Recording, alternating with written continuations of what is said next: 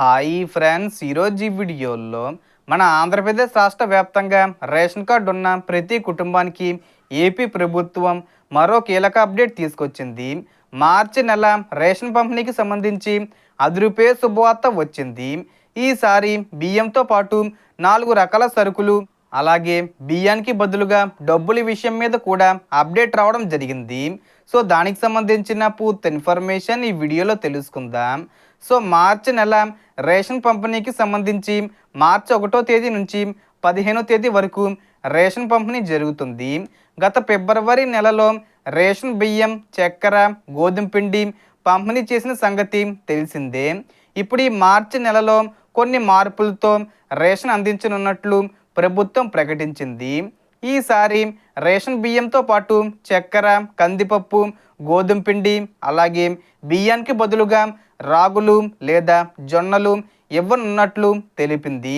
బియ్యానికి బదులుగా రాగులు లేదా జొన్నలు ఉచితంగా ఇవ్వవచ్చు. మిగతా సరుకులు మార్కెట్ ధర కంటే తక్కువ ధరకు రేషన్ దుకాణాల ద్వారా అందించే అవకాశం ఉంది. అంతేకాకుండా రేషన్ బియ్యానికి బదులుగా డబ్బులు ఇచ్చే విధానంపై కూడా కేంద్రం, రాష్ట్ర ప్రభుత్వాలు ఆలోచిస్తున్నాయి.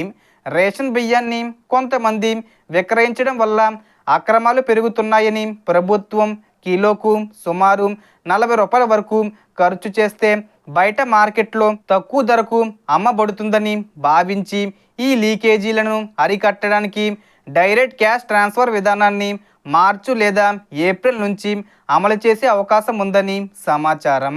కానీ ఎంత అమౌంట్ ఇస్తారనేది, అంటే బియ్యానికి ఎన్ని కేజీలకు ఎంత అనేది ఇంకా క్లారిటీ రాలేదు. అయితే దీనిపై తుది నిర్ణయం రావాల్సి ఉంది. మరో ముఖ్య విషయం ఏమిటంటే ప్రతి రేషన్ కార్డుదారుడు ప్రతి నెల రేషన్ తీసుకోవడం అవసరం. లేకపోతే కార్డు ఇన్యాక్టివ్ అయ్యే ప్రమాదం ఉందని ప్రభుత్వం హెచ్చరించింది. అలాగే రేషన్ కార్డుకు ఈకేవీసీ తప్పనిసరిగా పూర్తి చేయాలి. ఈకేవీసీ మీ సమీప రేషన్ దుకాణం లేదా గ్రామవార్డు సచివాలయంలో పూర్తి చేసుకోవచ్చు. ఈ ప్రక్రియ పూర్తి చేసిన వారికే అన్ని పథకాల లబ్ధి అందుతుంది. రేషన్ కార్డు యాక్టివ్గా ఉంటేనే రాష్ట్ర ప్రభుత్వ పథకాలకు దరఖాస్తు చేసుకునే అవకాశం ఉంటుంది. ఇక మార్చి నెలలో ప్రభుత్వం 2 పథకాలపై కూడా చర్యలు తీసుకోనుంది. కొత్త పెన్షన్ల కోసం దరఖాస్తులు స్వీకరించి అర్హులైన వారికి నెలకు 4,000 రూపాయలు, 6,000 రూపాయలు లేదా 15,000 రూపాయల వరకు పెన్షన్లు అందించే ప్రక్రియను ప్రారంభించనుంది. అలాగే మహిళల కోసం మరో పథకం ద్వారా ప్రతి నెల 1,500 రూపాయల చొప్పున ఆర్థిక సహాయం అందించే కార్యక్రమాన్ని కూడా చేపట్టే అవకాశం ఉంది. ఈ పథకాల దరఖాస్తులు కూడా మార్చి నెలలో స్వీకరించే అవకాశం ఉంది.